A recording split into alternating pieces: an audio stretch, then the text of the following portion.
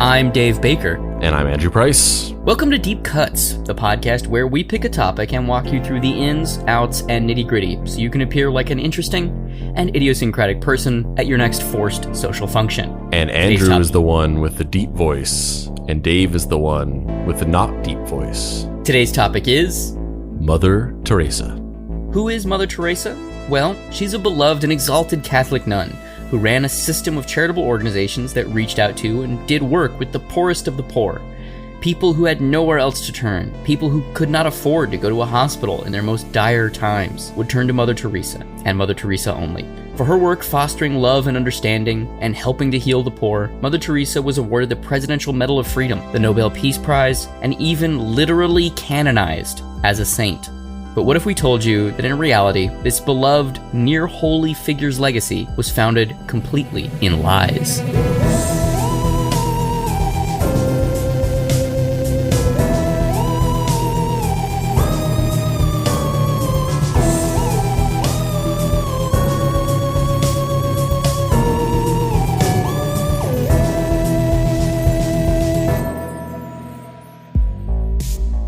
Act 1. Mother Teresa v. Whoopi Goldberg, Dawn of Habits. Altruism is a funny thing. Many Psychology 101 classes will propose the thought exercise to their students. Is there such a thing as altruism? Pure, unselfish, completely and actually for the good of another person? Can any act be selfless when carried out by the self? Or are human beings, even at their most empathetic and giving, still, on one level or another, performing to be observed and given praise and adoration? Can someone be completely free of ulterior motives? Is there such a thing as a just missionary? And yes, I'm sure there are legions of people out there saying, yes, of course, what are you even talking about? But let's not forget that missionaries aren't actually just helping the poor. Most of them come from a long line of spiritual colonizers, bringing their religion, whatever strain was popular this week, to the great unwashed masses. Oh yeah, and there's some medicine and some doctors too, or whatever. But we're really here to tell you about our Lord and Savior Jesus Christo, trademark, copyright, patent pending. Doesn't our God look so much better now that we've got you on antibiotics? Now, of course, this sentiment is slightly disingenuous. There are legions of people who have done good work in apolitical and non-religious affiliated relief organizations. But come on, don't you think that there's a passing correlation between the Western superpowers sending people all over the world to help and the horrible dark history of communities being conscripted? Maybe there's not, but it sure seems like there's something there.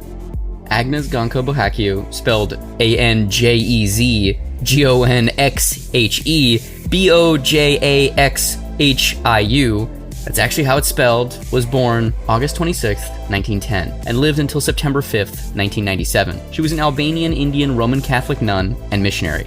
She was born in Skopje, Kosovo, Vejit of the Ottoman Empire, which in modern day is North Macedonia. She died in Calcutta, West Bengal, India, modern-day Kolkata, in 1997, at the age of 87 years old. Though she was born on August 26, 1910, later in life she would say that she was born on the 27th, due to the fact that that is the day that she was officially baptized. That's how deeply her convictions were rooted. She chose to reframe her entire existence around the church. Obviously, she changed her name. She made herself believe she was born a full day after she actually was. And her belief in her convictions and her dedication to this calling that she answered was absolute, supreme, and unquestioning and dogged. In recognition for this dedication, she was credited with helping millions of people, with making the world a better place, and with building on the teachings of the Bible and fully living the way that the New Testament instructs. People fully believed in her work, so much so that she was gifted with a Nobel Peace Prize. Let us all together thank God for this beautiful occasion where we can all together proclaim the joy of spreading peace, the joy of loving one another, and the joy acknowledging that the poorest of the poor are our brothers and sisters. As we have gathered here to thank God for this gift of peace, I have given you all the prayer for peace that St. Francis of Assisi prayed many years ago. And I wonder, he must have felt the need what we feel today. It's interesting how some people have this kind of cult of personality and externalized myth that surround them, despite not being particularly charismatic. Yeah, I was just gonna say, she put this little pamphlet with the prayer under with everybody at their seats, and I was gonna say that years later, Oprah went on to perfect this technique. You get a Nobel Peace Prize, and you get a Nobel Peace Prize, and you get a Nobel Peace Prize. Bring harmony. That where there is error, I may bring truth. That where there is doubt, I may bring faith. That where there is despair, I may bring hope. That where there are... Yeah, it kind of begs the question of, you wonder, when watching all these videos of her, it makes you wonder what this person's skill sets are, because all of life is salesmanship, right? All of life is, wait for it, kayfabe. And like the woman that we're watching right here seems completely normal. She seems, like my sister went to Catholic school, and I'm not going to say that I necessarily knew women like this, but like I've definitely interacted with quiet nuns that are humble and kind of just like doing their thing like this. And then I've also interacted with nuns that are like fucking monsters, where they're really like, they own the space and they dominate the space. And it's interesting that this woman, who is the tip of the Roman Catholic spear, the arguably the person aside from Jesus Christ who's conscripted the most people into the Catholic Church in the last 2,000 years, isn't particularly magnetic. She's just kind of a normal seeming person. But is that not kind of the appeal? Because the meek shall inherit the earth type thing.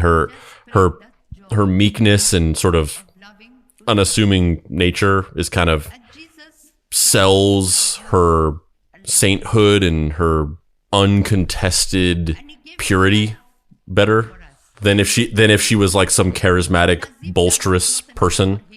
I think that's absolutely true. Yeah. He kept on saying, "Love as I have loved you, as I love you now." And how do we have to love? Yes, I think you're absolutely right. But I think that I'm curious about the mechanisms that then surround that person, because there are lots of people like you're describing that are good people, that are humble, that are accepting and kind, and they don't get turned into globally recognized superstars. You know what I mean? Like there's a machinery that surrounds this person. I think this is going to be a big part of what we talk about throughout this entire episode, but I think the reason for that is because it wasn't really of her doing. It was more of like she was selected as this figurehead for a bigger thing that was being orchestrated by other people. Beyond this, after her death, the Catholic Church literally sainted her. It's like being knighted in England, but then legions of people who only have a passing familiarity with you have to pray to you at night. Anna started her journey at the age of 18 in 1928, and when she moved to Rathfarnham, Ireland, to become one of the Sisters of Loreto at the Loreto Abbey. She did this to learn English and to learn to become a missionary, her childhood dream. She took her first vows as a nun on May 24th, 1931 in Darjeeling. She then taught at St. Teresa's school. She chose a new name then, dedicating herself to the church, which is tradition. She named herself after Teresa Lisieux, the patron saint of missionaries. This is her being interviewed in 1974 about that decision. When did it all start for you? When did you start to put these words into action? Since 1946, actually doing this close contact with the poorest of the poor. But before that, it was a vocation. From the time I was 12 years old. 12. That calling to belong to Jesus. Now, at that time you were in Skopje in Yugoslavia, where you were born. With my own people. Was it difficult to leave your people? That was the sacrifice that Christ asked of us, because we were a very happy and very united family. But God asked for the sacrifice from my people and from me. Were you a religious family? Had you been brought up to believe, as you do now, that everything was for God? Yes, I think my mother was a very holy woman. And so she imparted that love for God and love for the neighbor very much into all her children's hearts. Now, when you got the calling and when you realized that you had to give up everything, what did you do then? How did you go about it? I mean, 12 was very young. Well, I didn't leave home till I was 18. And then I got in contact with some of our missionaries in India. And through them, I got in contact with the Loreto nuns.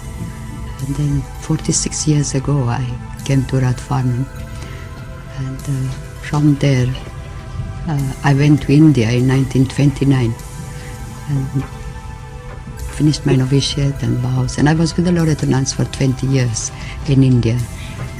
Can I just go back a little bit to Rathfarnham? Because in Ireland, you know, we are a little bit interested in your time in Rathfarnham. How much do you remember of that time? Well, I remember yesterday when I went to Rathfarnham after 46 years. I saw the places where I had been as a young postulant, and I remember the community room and the chapel and refectory. So that brought back all those happenings that were happening at that time. Now, when you were there, had you that longing? Did it start there for your vocation, as you call it, a vocation within a vocation? No, it was not at that time. It was 20 years after, when I was in India. When you'd gone back to India? Yes. That's really interesting to me, that it's almost kind of like you spend your life in this system, you have this not a superhero origin moment but you have a turning point where there's a definitive like, okay, no going back, let's go. And it makes it, again, it doesn't seem consistent with how people act to me.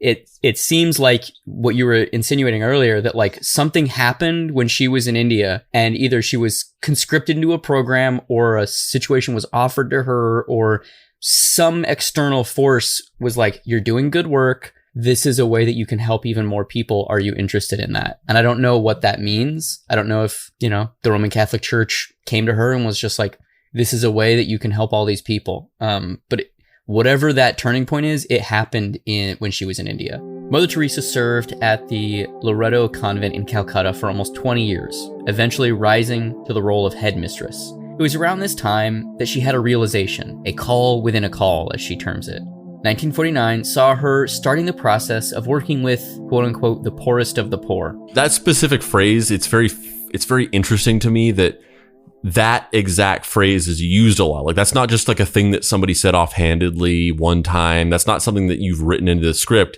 It's like a catchphrase that's been used.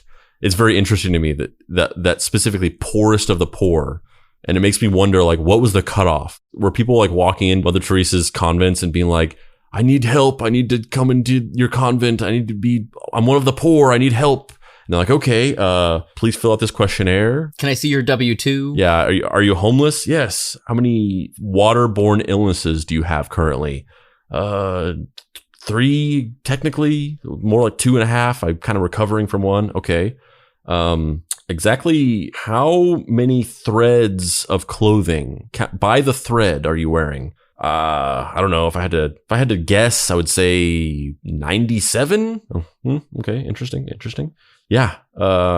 We ran the numbers and you actually are not poor enough. You don't quite, it's like the reverse 1%er. Yeah. You have to be in the bottom 1%. Yeah. If you're in that bottom 2%, get the fuck out of here. You have no place in Mother Teresa's house. But yeah, that phrase is interesting to me. That's used so specifically. It's the opposite of inclusive in like a completely different way. No, it's not poor people. It's the poorest of the poor. You better be like almost dead, or fuck you privileged son of a bitch with your fucking with your two shoes. You have 2 shoes. Yeah. Get the fuck out of here. I like call within the call. I think that's a cool concept. It's like it's almost like the Inception, where she's like, I was called by God to become a nun, and then I went one level deeper. I went into the dream within the dream. Yeah, I also kind of, that stuck out to me when I was researching this stuff. I was like, oh, call within the call. I feel like I've been inflicted with the call within the call. God damn it. Also, like that interview we watched in 1974 where she's like reflecting on how she had been doing this for almost 50 years. Like that's insane to me, because I mean, obviously Mother Teresa died in 1997, which was a long time ago, but it was still pretty contemporary. Like we were in like middle school in 1997, so that was like in our lifetimes, that was modern times. And she died. Mother Teresa was born when they were like before people had access to automobiles, and she died when everybody was like, bucket hats are cool. Yeah, she died whenever Goldberg was a huge wrestler and Limp Bizkit was on the scene. She did it all for the call within a call. Yeah, so she feels like a relatively contemporary figure because there's like television interviews with her and stuff. But even like she's like one of those people that seems like they were old forever. She's like Stan Lee. Yeah, where it's just like, were you ever young? Yeah. What the fuck? Jesus, Stan, did you ever not wear a toupee? What the fuck was going on, man? In 1950, Teresa founded Missionaries of Charity, backed by the Roman Catholic Church, which comprised roughly 4,000 sisters. By 2012, it had become active in 133 countries all over the globe. Their proposed purpose was to help manage homes for people that were dying of HIV, AIDS, leprosy, or tuberculosis. They also ran soup kitchens, dispensaries, mobile clinics, and family counseling programs. Members of the Missionaries of Charity were asked to take 4 vows: a vow of chastity, a vow of poverty, a vow of obedience, and to give wholeheartedly free service to the poorest of the poor. So that all sounds great, right? What's the problem? Why are these 2 guys on the internet dragging this woman who is a literal saint? Well, it's slightly more complicated than that.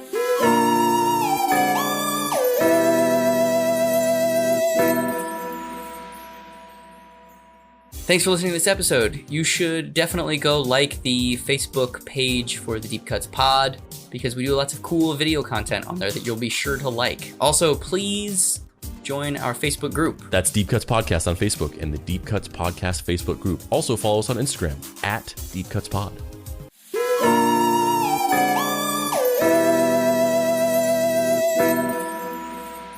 Act 2. Mother Teresa on a billboard that just says, Big Mama's House 4, get rich and die trying. Let's put a fine point on this. Mother Teresa cared for the dying. She didn't try to heal anyone. She spent time with the near death. She said kind words to them, and that's about it. She did not actually administer medical aid. She didn't even help alleviate poverty. She used it as a tool. The living conditions in her convalescent homes were awful. They were constantly referred to as death traps by people in the communities she worked with.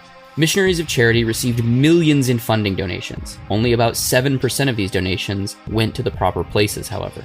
None of the money went to the people. It went to the funders of Missionaries of Charity, which, if you haven't been paying attention, is the Roman Catholic fucking church. An even crueler twist of fate, Mother Teresa didn't believe in painkillers or substantial medical care. She would literally let people suffer. In fact, she thought it was a good thing. She's quoted as telling a cancer patient, pain means Jesus is near you. Suffering is an opportunity to share in the passion of Christ. Which I think are also Dimmu Borgir lyrics. I mean, if they're not, they should be. She was known to repeatedly say that pain was kisses from Jesus. Which I think are also Dolly Parton lyrics. Well now, kisses from Jesus, bringing me closer. Christopher Hitchens, noted atheist writer and luminary, who also has some problematic views, but that's another story for another time, made a documentary film about Mother Teresa called Hell's Angel, which outlined many of the issues that we're discussing in this podcast. It was released in 1994. All over this unhappy globe, there are heroic volunteers putting up a selfless battle on behalf of the wretched of the earth. Why would you call them the wretched, bro? That's not cool. Considered to have invisible means of support, to be nothing less than a saint. What makes Teresa of Calcutta so divine?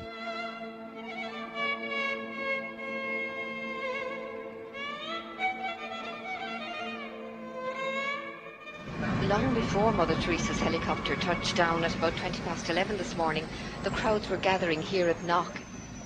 Among all of you who have made this pilgrimage to Knock this afternoon, we are privileged to have with us as a special guest at this Mass a pilgrim who has come from afar. a woman whose worldwide symbol for goodness and holiness. Not many claims made by the Irish clergy are widely or uncritically accepted, even in Ireland. But the saintliness of an Albanian nun named Agnes Boiaciu is a proposition that's accepted by many who are not even believers. Mother Teresa Also, receives extravagant adulation. I love this shot of Christopher Hitchens because he looks like a fucking James Bond villain. No one has captured the public imagination like Teresa of Calcutta. I'm not being facetious, and I'm certainly making no comparison when I say that no woman has made such an impact here since Our Lady herself appeared in 1879. So how did this auction of hyperbole and credulity get started? In that year of grace, 1969, the scrupulously neutral and objective British Broadcasting Corporation permitted that old fraud and mountebank Malcolm Muggeridge to pay a devotional visit to the Calcutta Shrine. Mother Teresa, after I met you in London, really the only thing I wanted to do is to come and see you in your work here. Now I've seen it. And of course it's a shining light. Himself arrogant, almost to the point of humility, Muggeridge became persuaded that he and his team had become the divinely appointed instruments of what he claimed was the first television miracle. During Something Beautiful from God, there was an episode where we were taken to a building that Mother Teresa called the House of the Dying, and Peter Schaefer, the director, said, it's very dark in here, do you think we can get anything? And we had just taken delivery at the BBC of some new film made by Kodak, which we hadn't had time to test before we left, so I said to Peter, well, let's have a go. So we shot it.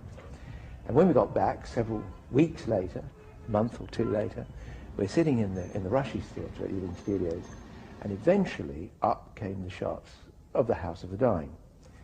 And it was surprising. You could see every detail. And I said, that's amazing, that's extraordinary. And I was going to go on to say, 3 cheers for Kodak. I didn't get a chance to say that though, because Malcolm, sitting in the front row, spun round and said, it's divine light. It's Mother Teresa. It's so stupid. I love that story because he debunks himself in the story, because the whole thing starts out with, we're using some new Kodak film that just came out. And then we went and did this, and surprisingly, it did really well in low light. But the reason for that was not because we were using a brand new film stock that had just been invented and probably was made for doing well in low light. No, there's no other explanation. There's no other. Well, he's shit talking that guy. The director, the host is saying that, and that camera guy is being like, yeah, the host is fucking stupid. It wasn't a miracle. It was a new fucking film.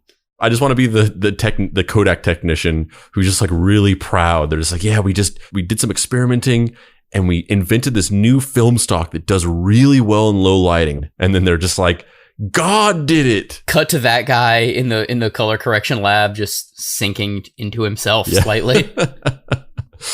Eventually, Hitchens would go on to refine his thoughts from the film Hell's Angels and pen his seminal essay, The Missionary Position, which, can we just take a second and just talk about how hilarious it is that his very pointed, filled with vitriol essay taking down one of the most hallowed and respected people in the world is a fucking pun. Yeah. I fucking love you, Christopher Hitchens, aside from the weird shit about you. But most of the time, aside from your whole thing about women can't be funny and are genetically predispositioned to not be funny or whatever the fuck that troll position that he has is, whenever he's talking about religion, man, I fucking love this guy.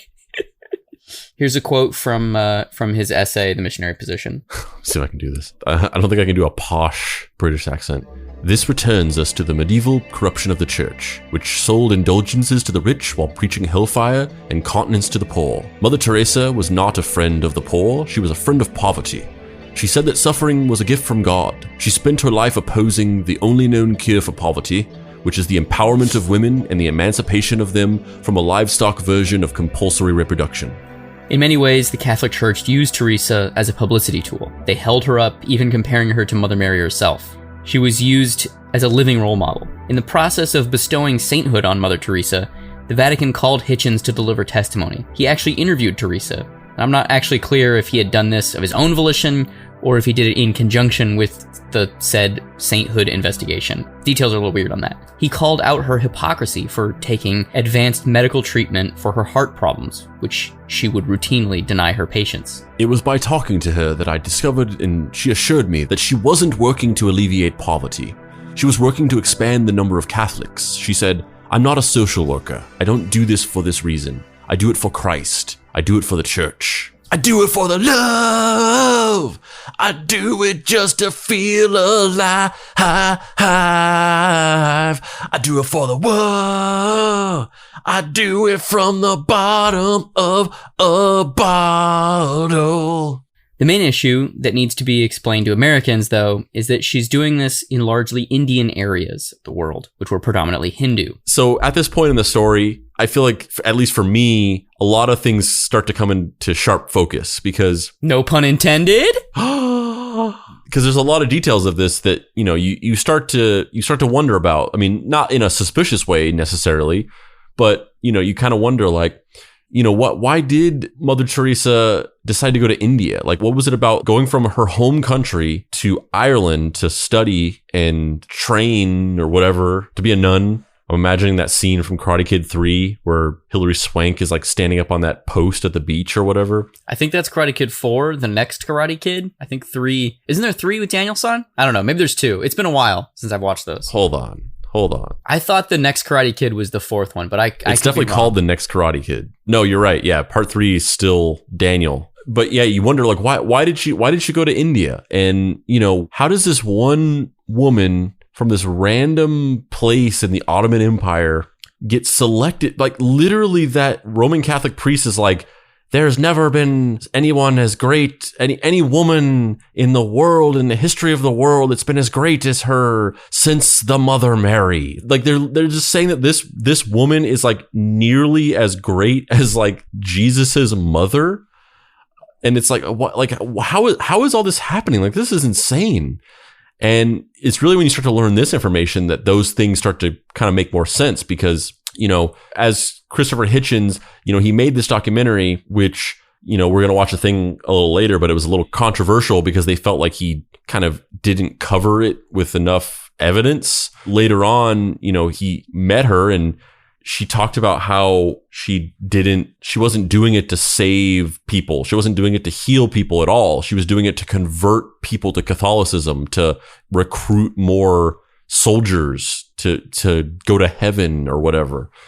And then that makes this all start to make sense, because it's like, okay, if your goal is to be this like Joan of Arc for the Roman Catholic Church, to recruit as many Catholics as possible, to get like the highest like bounty for converting people to Catholicism before they die as possible, then it makes perfect sense that, number one, you would want to have centers to flock in people that are almost gonna die soon, to get the most amount of people that are about to die in one of the densest populated land regions in the entire earth, that are the most predominantly not already Catholic. It's like prime hunting ground if you want to convert people to Catholicism before they die, because you have the perfect trifecta of a country that's majorly affected by poverty and a caste system. So there's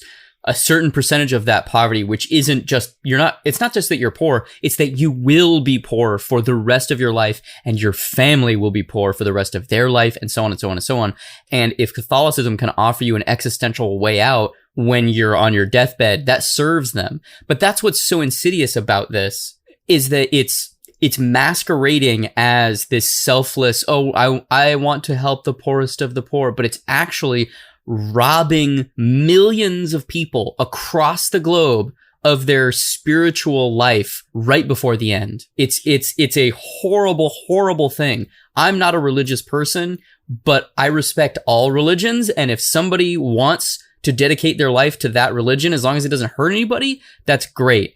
And I think it's awful that the Roman Catholic Church and Mother Teresa specifically like industrialized the preying upon people from other faiths and attempting to dissuade them from their lifelong convictions on the 1 yard line. That's fucking horrible. Well, yeah, I mean, it's like the spiritual version of a pyramid scheme or an MLM, where, like I said, it was like what would be a good example of a period scheme or MLM? What would be maybe just one? Could you what might be one? Well, all I'll say is that one time when I was like 19 years old, I was working at Circuit City, and Mother Teresa came into the store, and she was like, "You look like a smart guy. I need to take you to a DoubleTree hotel in San Diego." Have you ever heard of Mother Teresa's Amway? It's a new offshoot of Amway, but it's everybody just sells habits. Habits are going to be the new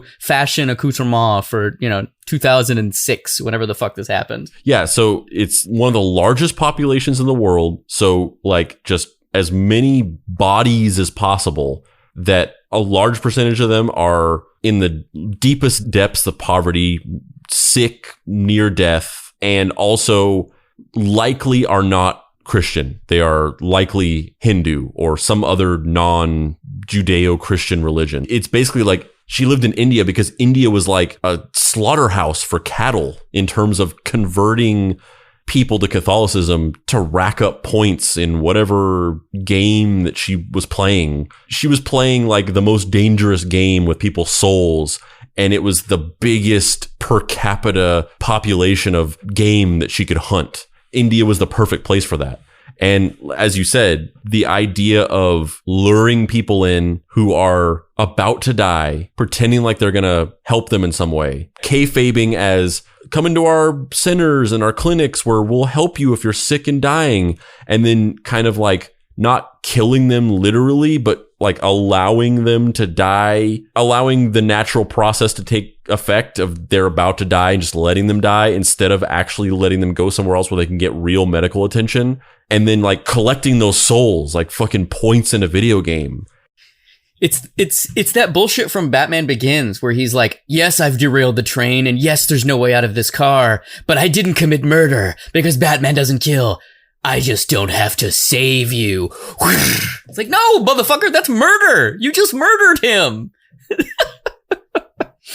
Yeah, Mother Teresa is the Batman Begins Christian Bale, definitely not a murderer of the Catholic Church. But I mean, yeah, 100%. It's what I'm saying, making sense that like, yes, yeah, it's 100% on yes. It's like a video game, and she's become really good at it, where she's like a speed runner, where she's figured out all these little tricks and glitches to get to the end of the game as fast as possible. We're in India, where there's just a shitload of people that are all just like about to die, and none of them are Catholic. There's not going to be any wasted time bringing a person into our clinic, and yeah, you're not going to have to go through the, oh fuck, he's a Presbyterian. Yeah, the whole thing was just this trying to be as efficient as possible with delivering these souls to the Catholic Church. Hitchens, surprisingly, actually got pushback on his film Hell's Angel, which is pretty interesting as opposed to what would happen today in the cultural discourse. And has presented someone who is a selfless and dedicated and tireless worker for Catholic fundamentalism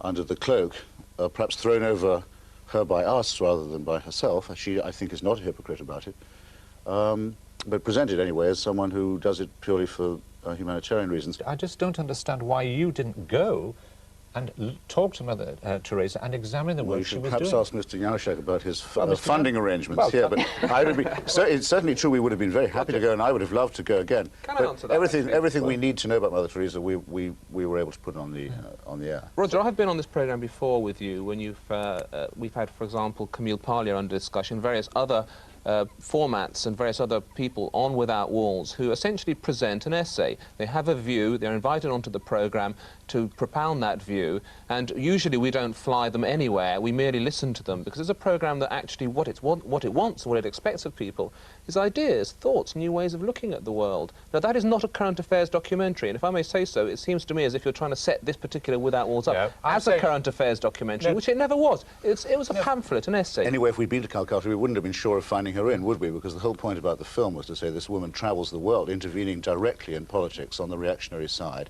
at the invitation of conservative politicians and businessmen. So you've got to be pretty nippy to catch her washing the feet of the poor. Is that true? Let's talk about these world travels. Now, I want to ask you specifically, Catherine, about the shots, for example, with Maxwell and so on. Why is she meeting these leaders, to some of which Christopher Hitchens and other people will take exception? I would say that Mother Teresa is partly a pragmatist. If there is money available to help the poor, then she will be glad to receive it. But I also feel that you're crediting her with a degree of political sophistication that she simply doesn't have. Can I bring in Mary Loudon at this point? Was that the programme you expected to see, that you thought you were taking part in? No, not entirely. What did you think you were taking part in? I thought it was going to be less polemical. Now, that's clearly Christopher's style, and fair enough, but I felt, when I watched it, I thought, oh goodness, you know, I don't feel the same way. And of course, if you're involved in a program like that, by proxy, you're seen as feeling exactly the same way as the presenter. I don't. I disagree with Christopher on many things, but I also agree with him on some, and I think some of the questions he raised were very valid, but I personally wouldn't have raised them in that way. Can I bring in Christina, because Valdemar is saying, in essence, that without walls there's a clear identity, it's pamphleteering. Was that a suitable approach, this pamphleteering approach to Mother Teresa? Any intelligent investigation of any icon, whether it be a spiritual icon or a cultural icon, would be fine. This was not an intelligent investigation. You did not challenge or test your ideas against anybody else's opinion or facts and figures. Indeed, when I had heard first about the program, I had heard that there was going to be a knocking of Mother Teresa as a Florence Nightingale who really lacked the health and medical know-how. And I expected to see doctors who would speak on the program and accuse Mother Teresa of not having the right kind of medical facilities available or the medical care. Not at all. The only people you had as witnesses against this very holy woman, a woman who, you know, we all feel incredibly strongly about, as you can see from my own anger, self-righteous indignation, is the only witnesses you had were a cameraman, a journalist, stroke writer, and a writer stroke journalist. Quite frankly, nobody from the religious environment, nobody from the medical environment, because you say you're disappointed it wasn't about her role as a doctor or nurse. No, I'm saying that if you're going to level accusations, do it with people who know, who are experts in their field. Ma'am, I did not interrupt you once. Which we never said it was. You now say you're disappointed about a false impression that none of us gave you. I'm sorry for your disappointment. I'm sorry for Mary's disappointment when it comes to that. I'm sorry for Mother Teresa's innocence, which is pleaded whenever she's caught doing something politically foolish. What have you caught Here is her the situation. She was guilty by association throughout the film. I didn't interrupt you once. Well, that's too bad. You have knocked somebody who is very precious to a great many people. As was said at the beginning of the show, and has been repeated since, and there's rather foolish criticism that we did not put both sides. Absolutely. We set out to be the first media, print or film, criticism of this woman ever to appear. We took for granted the fact that she has been the recipient of what I earlier described as a Niagara of favourable publicity. She probably is the least criticised woman on earth, least criticised human being on earth. We thought we could take that for granted. We put the case against. We didn't pretend to do other than that. What would have been lovely would to have been a more interesting discussion about Mother Teresa as an icon of our making. Can I bring, I think there's a, Valdemar, can I bring Valdemar in here, because there is, I think, a confusion here, that part of the programme is an attack on her as an individual. Part of the programme is an attack on what the media has made of her, but you've attacked her, Valdemar, for what the media has made of her, not what she did. All of the programme is an attempt to try and give Christopher Hitchens' view of Mother Teresa a platform. That I will certainly accept. But we've done that with other icons on Without Walls, and we've done it with other writers on Without Walls. It is not fair to try and accuse the programme of not being a current affairs documentary. But can I ask about some of the techniques you used? I mean, take the reference to Robert Maxwell. She met this person once, it was arranged. She talked to him about 40 minutes about her faith. The money went straight to people in London. Nothing of that was in your film. Why not? The Robert Maxwell moment, I mean, you played a bit of it there, and we had that rather silly country and western tune underneath it. I mean, surely everybody could see that was a farcical moment. This is guilt by association, isn't it? You take every photograph you can get of Mother Teresa meeting with world leaders, and you dump on her. I did a lot of things in that show, and in the way I wrote it, to get people's attention. Sure, I've got 25 minutes to set against about 20 years worth of drenching, sycophantic, uncritical publicity. So you can be sensationalist. Sure, I get people's attention any way I can. Absolutely, I mock her a bit. Anyway, that's why I said presumable virgin, to offend people, stir them up, that kind of thing. So you use any techniques, anything. Nothing is beneath me on that. Christina, have a last word for this part of the program. I felt that this was not a journalistic investigation. It was a manipulation. It never claimed to be. It was a manipulation. It was a parading of Mr. Hitchens' prejudices. And I was so sorry to see that Channel 4 was giving it any credit, any time, any airing for what was merely one man's obvious 15-year prejudice against a woman whose very mission in life, whose very motivation, he does not understand. Couple things. First of all, that is the most British thing that's ever happened. When Mary Loudon said, I found it quite polemical, I was like, yes! That was just such a British thing. Just that entire back and forth, that entire sequence. Also, while obviously, as we're talking about in this episode, I think a lot of people are aware of this. I think there are a lot of people who still think of Mother Teresa as this infinitely good saint who did nothing but humanitarian efforts. She is a literal saint now. Yeah, but I think a lot of people. I think for the people who don't just have their blinders on and think that and kind of live in a bit of a black box of ignorance, whether willfully or not. Other than that, it's a lot more known and accepted that there was more to her than that textbook story about her.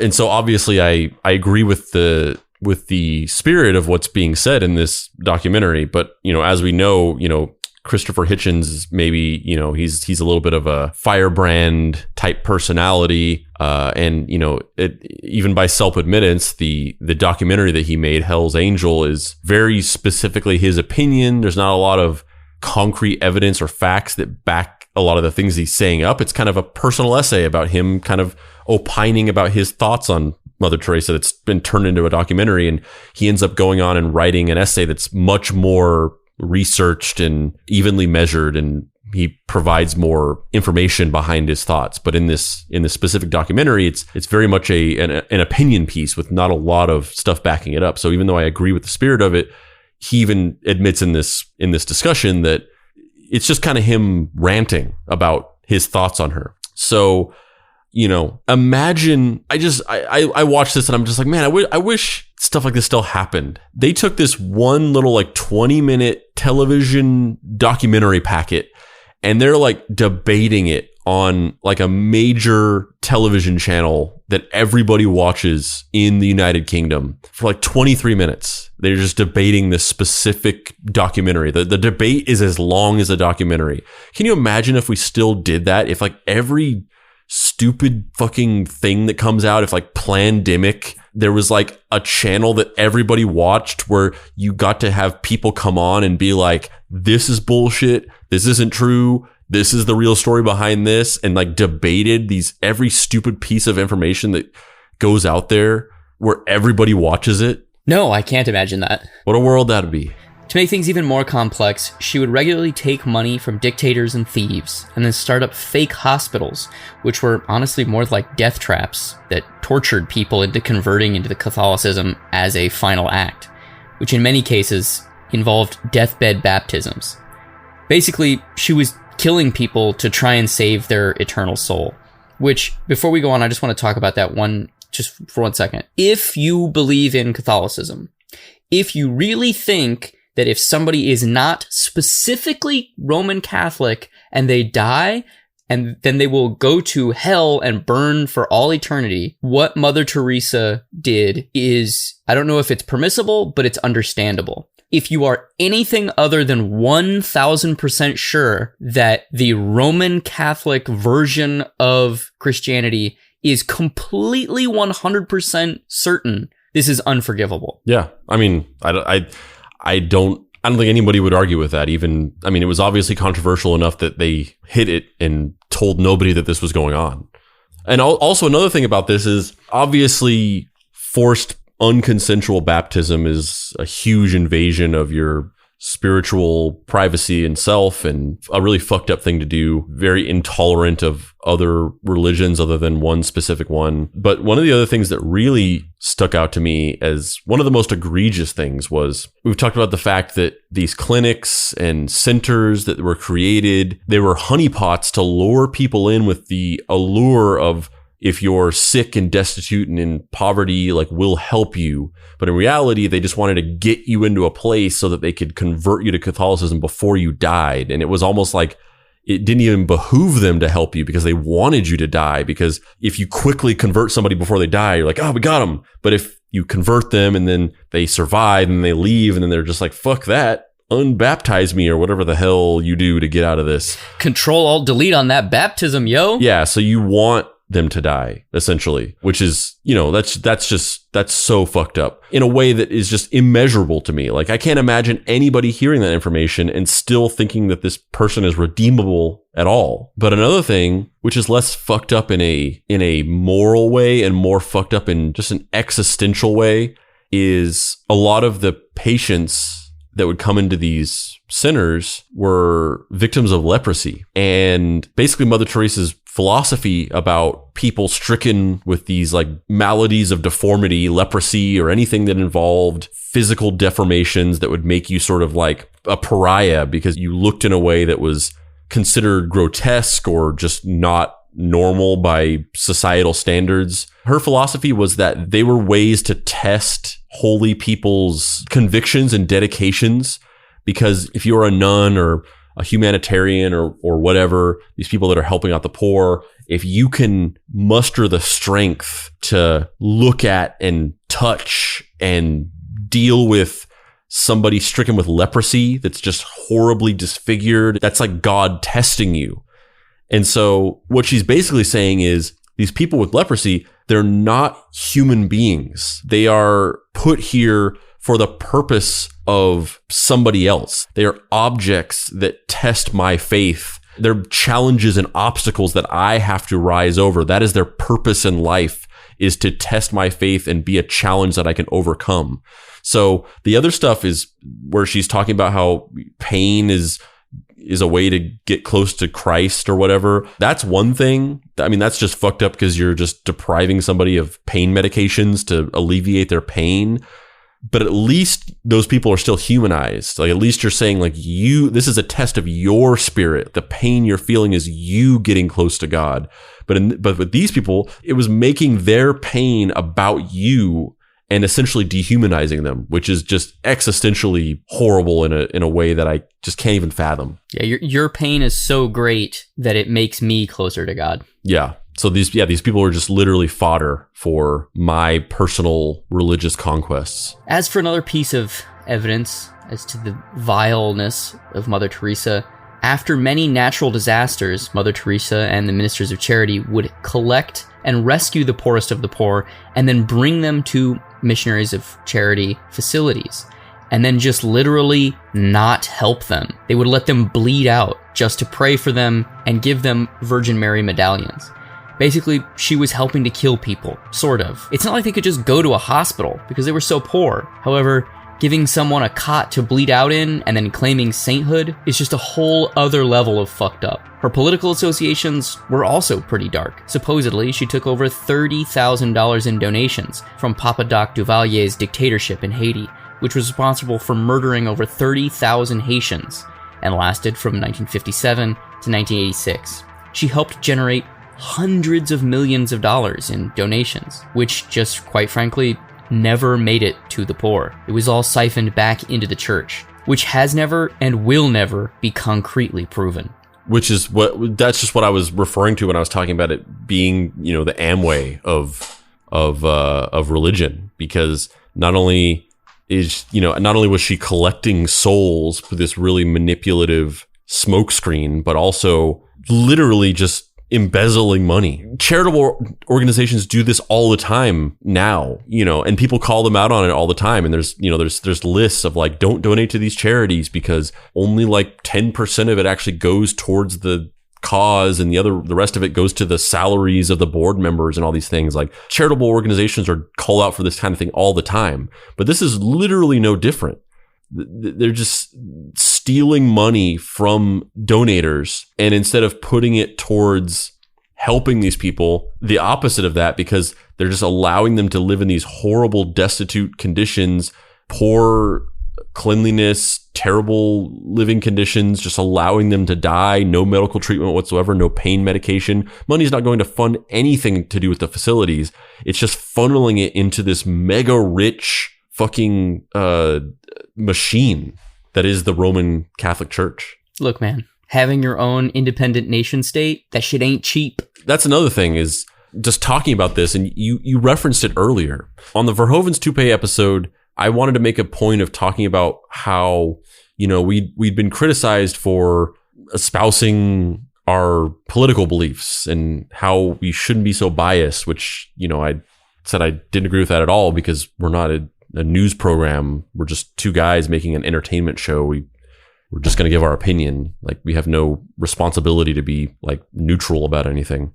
And we've also gotten a little pushback of people saying that we've criticized religion, specifically Christianity. And I find that interesting, because I don't personally think we ever have.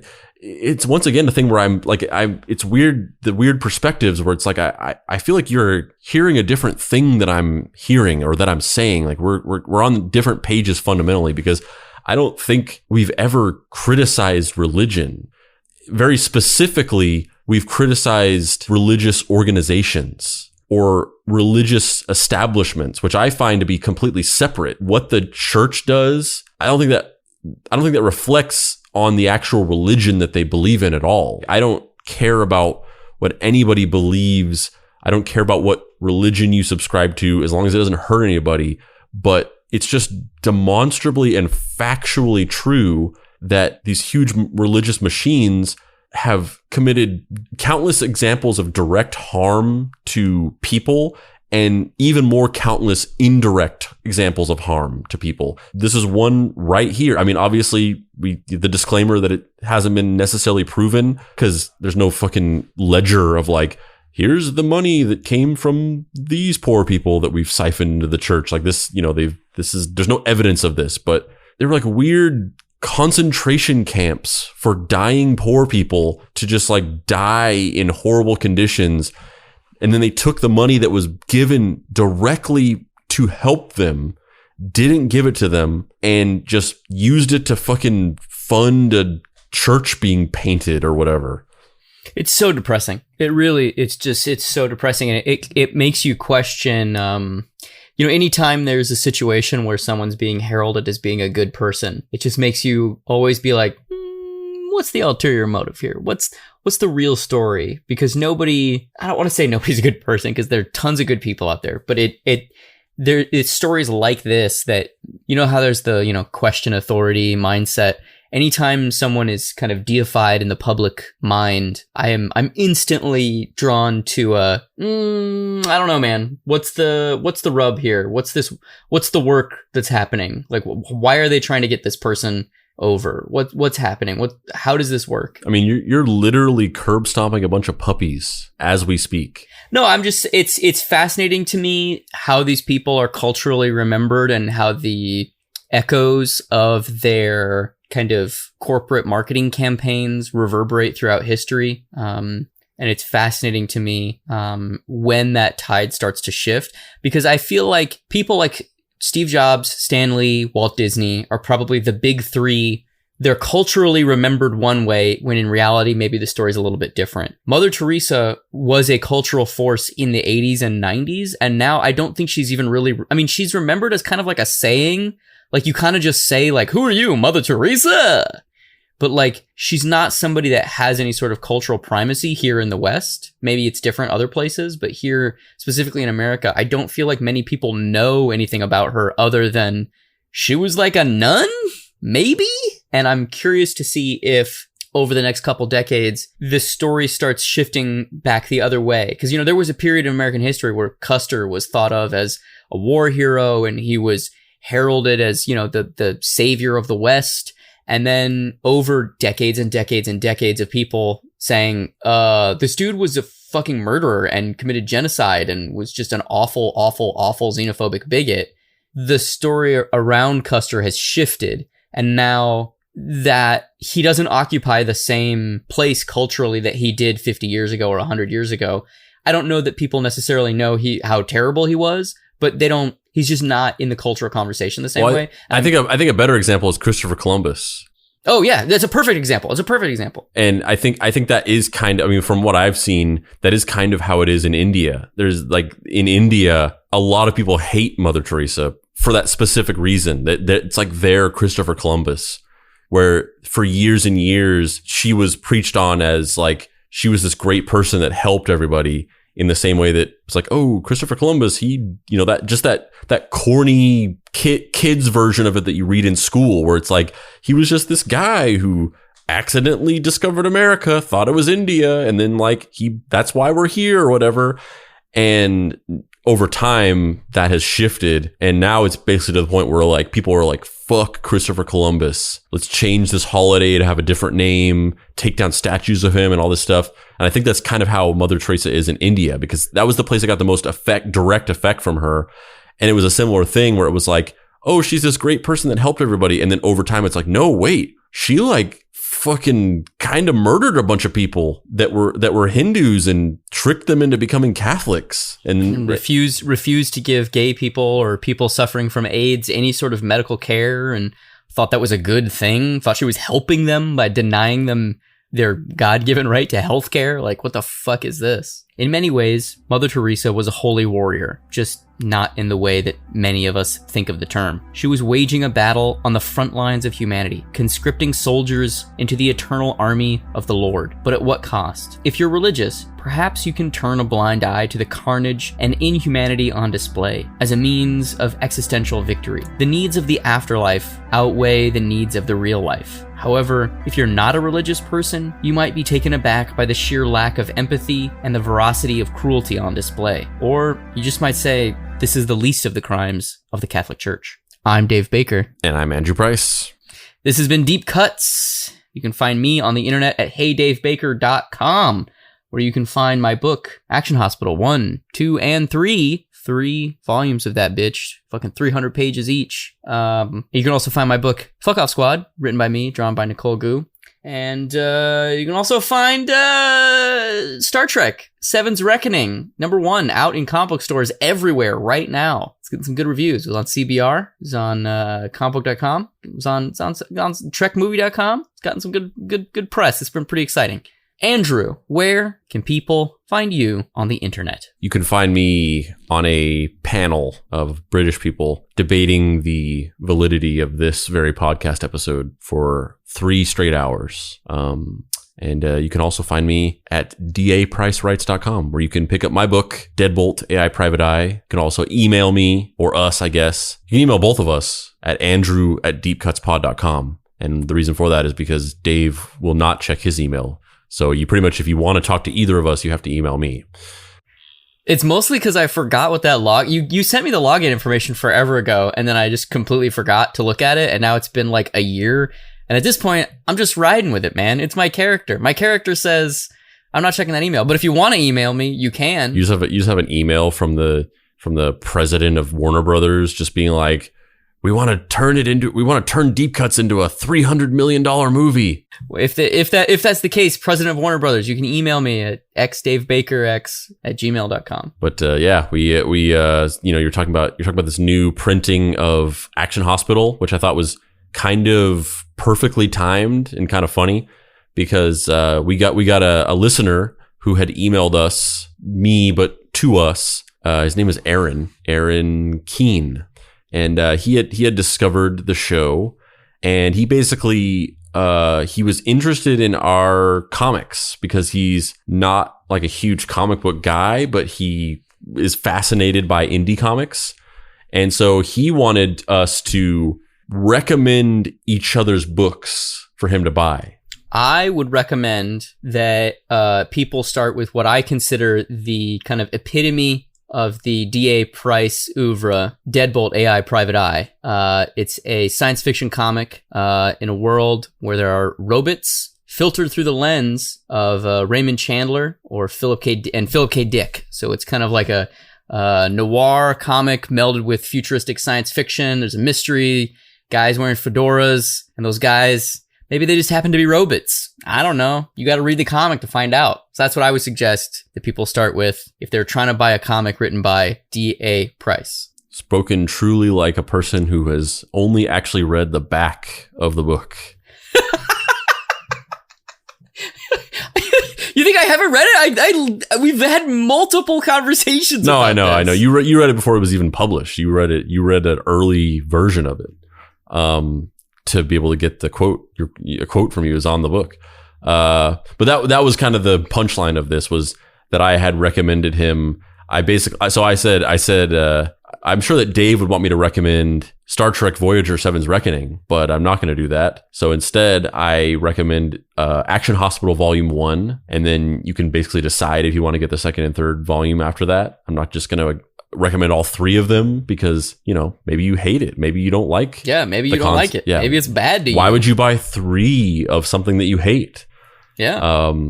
And then if I was going to recommend 2, I'd recommend Vicky the Wonderful, which is a basically like Mad Men style fictionalized drama about the seedy underbelly of the toy manufacturing industry. And then I was basically like, I'm not even going to have Dave email you because there's literally just one book that I'll just tell you, just get Deadbolt, because it's the only book I've published so far. But yeah, the first of many. Thanks for emailing us, Aaron. Thank you, Aaron. Maybe check out Deadbolt, and maybe I'll be inspired to finish the second volume. Well, I think Aaron's gonna like it. I think Aaron's favorite part is gonna be the quote on the back from old Davy Bakes, saying something to the effect of, "This comic was so good, I wish that I could just read comics about artificial intelligent robot detectives every day," or something like that. I don't remember what that is. Yeah, that is kind of what it was. I'm surprised you even remotely remember that. I have some memory. I have a little. Not much. That's one of the memories you have. Yeah. For some reason, you grasped onto that one thing. Yeah. Well, hey, man, I'm out here. I'm trying. trying to help you sell some funnies. I mean, thank God somebody is.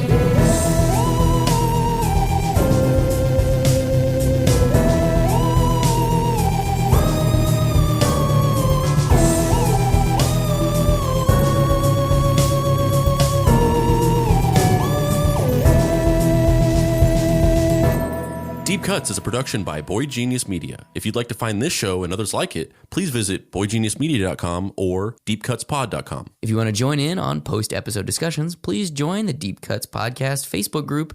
Finally, subscribe to our YouTube channel for additional video content. The incidental music for this episode was created by D. Catalano, whose music can be found at wekeepoddhours.bandcamp.com, and the Dead Boy Detectives, who... I referenced this as a joke in an episode, but then a bunch of people actually wanted it, so we